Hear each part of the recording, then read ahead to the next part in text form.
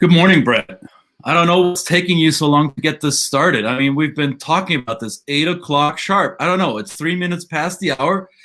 How many times do we need to talk about this? Come on. Did we talk about this? Together, man. Oh, well, but hey, we'll have a beer afterwards, right? Or, well, maybe not just yet, but we'll have a friendly coffee, right?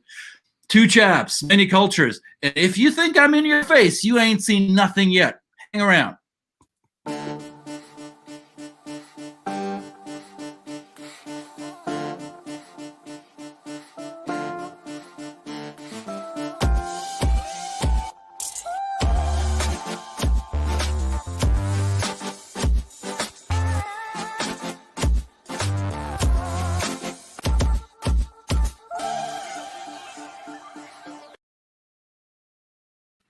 Yeah. Dude, out of the gate. I've got a lot of problems with you. Got a problems with you people, and you're going to hear about that. All right, Tamara. It is a sign of appreciation, I would suspect. It might also be a sign of, I don't know, you make me what you mean. But yeah, look at that shirt. Yeah, in your face, people. High fashion, you think? All right, Tamara. All right, if you say so. I'll take it. I'll take that as a very direct compliment. I'll own it. Absolutely. It was the only one that was clean this morning. How about that? By the way, Tamara, welcome, Tamara. Taking time out from the 𝙤𝙬𝙤 Ireland Congress in Europe. We call them congresses. 𝙤𝙬𝙤 Ireland Congress, which is going on right now. It's not too late to register. I don't know whether it is too late. You can tell us tomorrow. But it is going on with some fabulous speakers over the next, I think it's about 4 or 5 days. Some fabulous speakers on the ticket, as usual. Some previous guests of our wonderful program here are speaking at that Congress. You know, so it's not that, is this a step to the greater heights of international intercultural congresses? One might think. Yeah, so you're at the Congress, you don't know what to do, the present speaker doesn't really do it for you, just hop on this show. Yes. Right. Absolutely.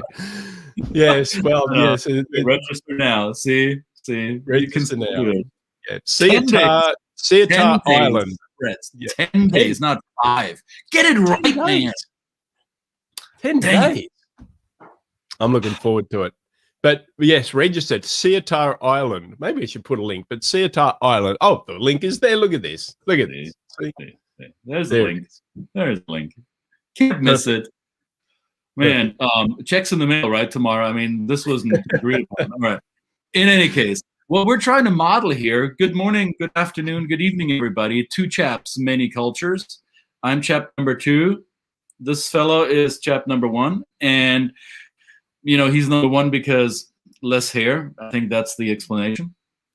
And this is the program about the business of culture and how culture affects our business. And today, we're talking about how confrontation may show up in business or outside of work, especially when you work across the globe with people who have a different background than you, people who wear different shirts than you do.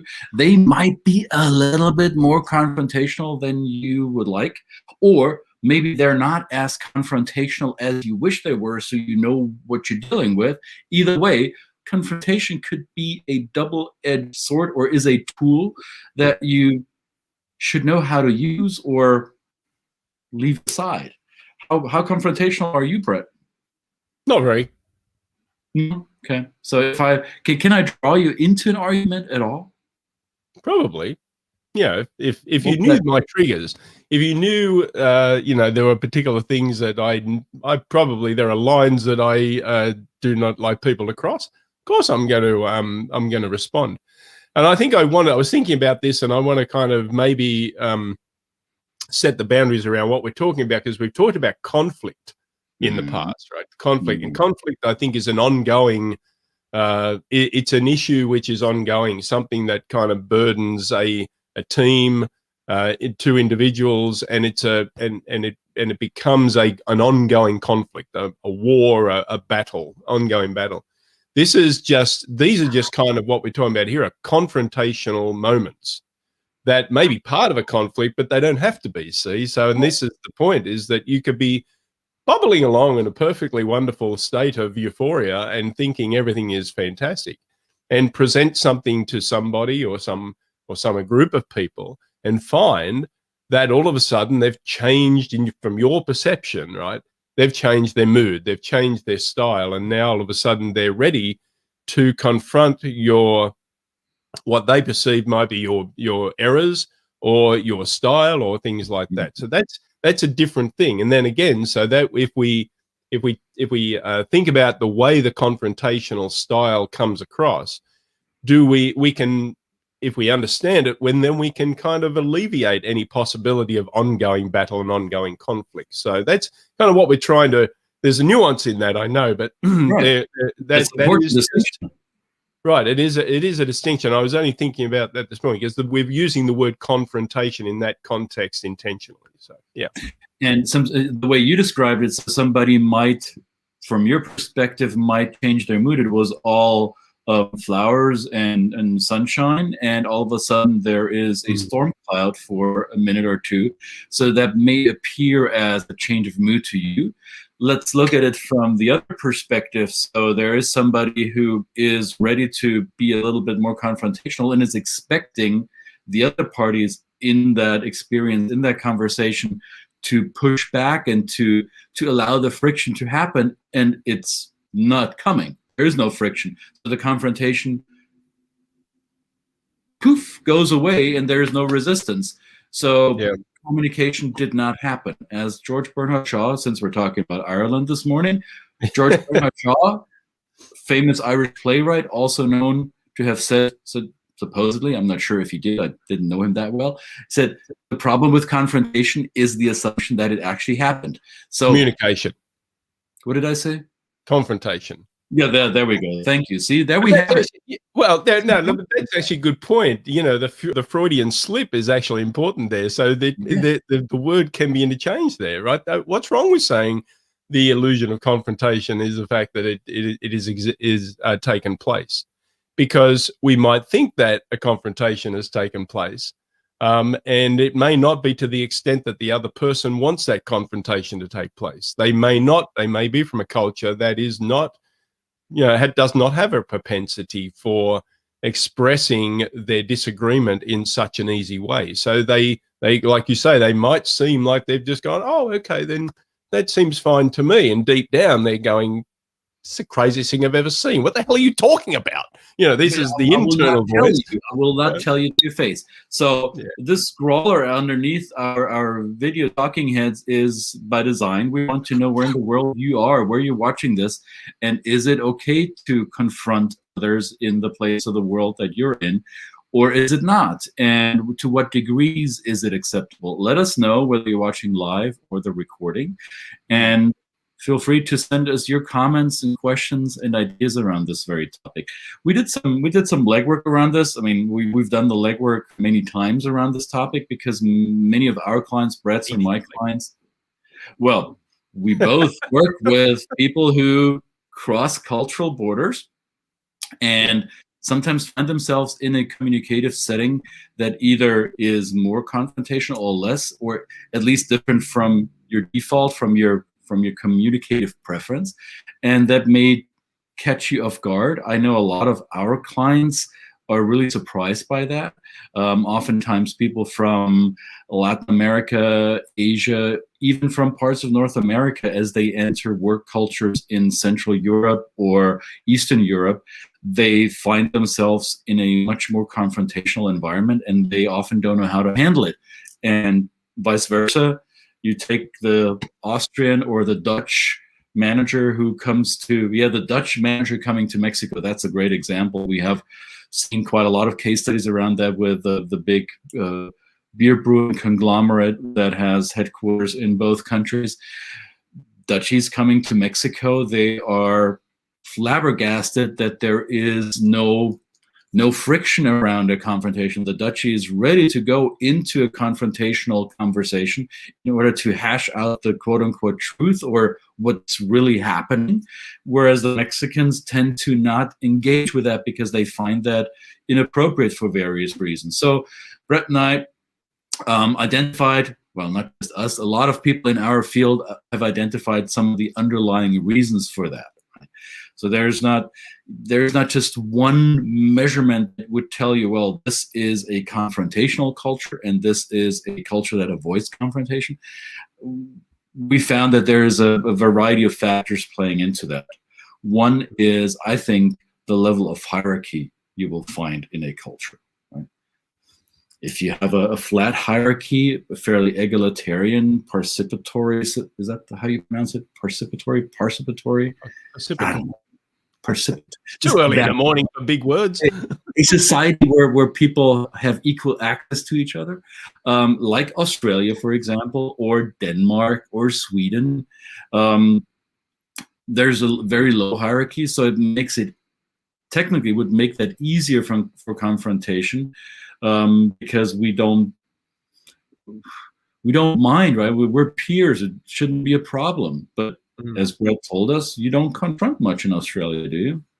No, in the way we do. This is the thing, we do, but it's often missed because it can come through the sleight of hand of sarcasm.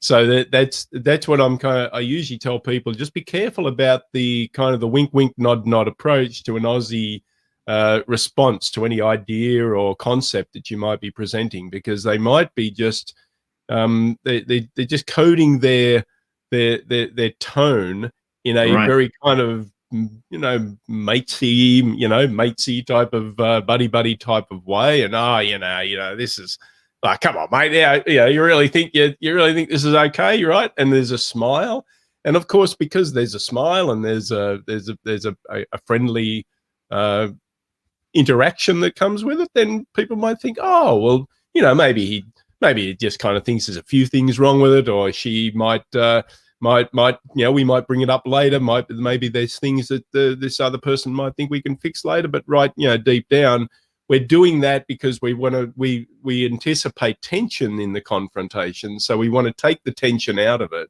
We want to say, look, okay, it's important. It's a bit, what you're saying is a bit nutso, mate, but that kind of thing. So that really that passes, right? That's a desire to diffuse the tension, right? Other cultures will have less of that. Other cultures will not worry about diffusing the tension because tension, they see it as positive, right? Tension will at some point erupt. That's energy. And then we have Eureka, and here it is. So now we have the agreement. Great. It took us tension to get there. So be it, right? You might, thanks, Maria. Hey, we're reaching a few people with our topics. You could also argue that if a culture is more hierarchical, right? Like, let's say Mexican culture, it might be easier to be confrontational. Boss will talk down to a subordinate. That may facilitate that. So that could be an indicator, but it's not the only one, right? So it's a misperception to think that the more hierarchical, the more confrontation. We haven't found that to be true. There's also the dimension or the aspect of how direct or indirect, how low context, high context we communicate. So people with a low context in their communication style who say it as it is and don't beat about the bush, they often would lend themselves to more confrontation, sometimes, not always. And then there is how people evaluate a performance or an idea or a concept. So how do we place value judgment on it? Do we deliver feedback, especially negative feedback? Is that presented in a overt, upfront, direct way? Or do we do this in a more bubble-wrapped, more indirect way? And all of these are factors that play into how confrontational a culture can be. And we put together a worksheet because it's, as I wrote this down last night, I realized there is more to it than I thought originally. I thought I could put this on a one-pager, and then it turns out, no, I need a little bit more. So we have a download for you. So you either follow this link or you write it down and click on it later. And maybe Brett, you can put it in the chat box so people can actually click on it. It's a little worksheet that gives you an overview of those dimensions that we just discussed, how these factors factor into whether a culture is prone to confrontation and whether they're not. And we also put a few tips in it how to handle that. What is Maria?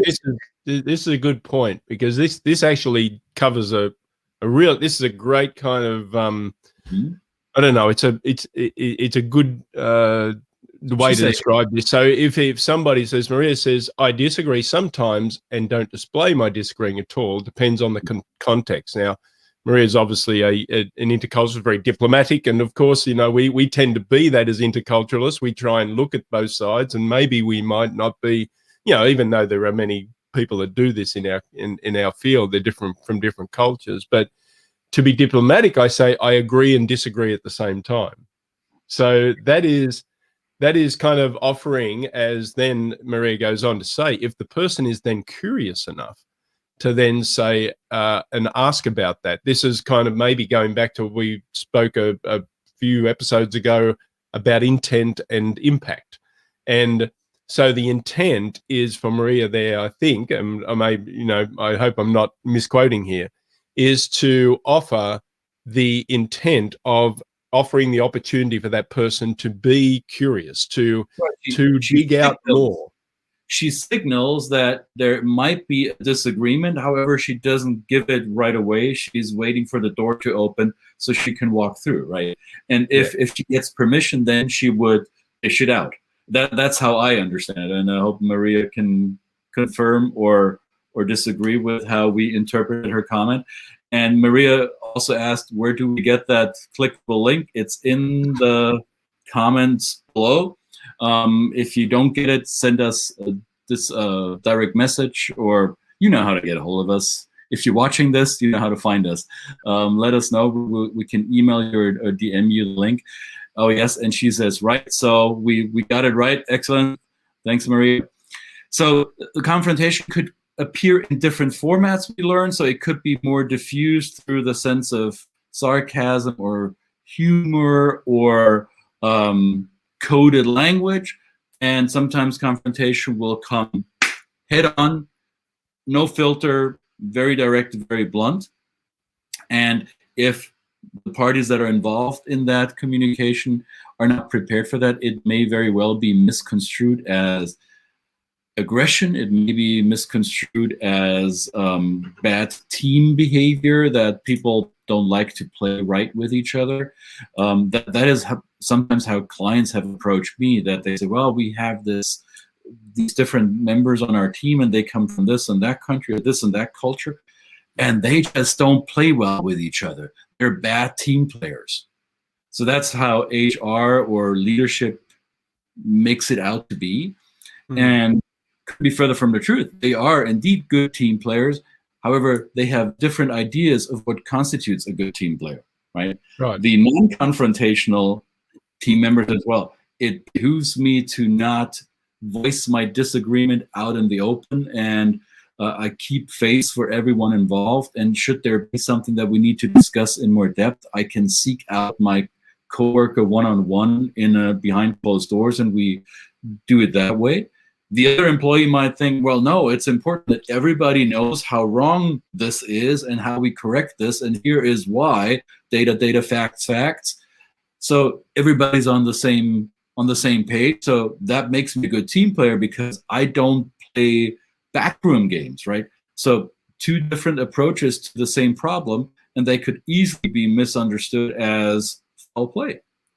And one also might be, just to bring it home to the final point, is that, as you pointed out before, but we're going to have a beer later, right? The intent, the positive intent that we always like to look for, the positive intent from both these approaches and all of these approaches, is that we get to a point where we understand each other and that we can actually it doesn't affect the relationship.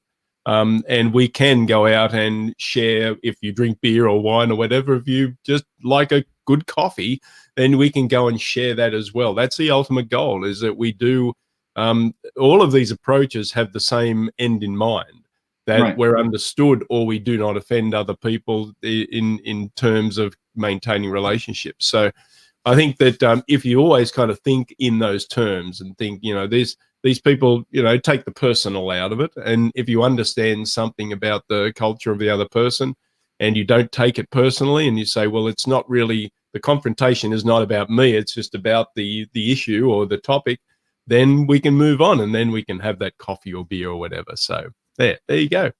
Well, cool.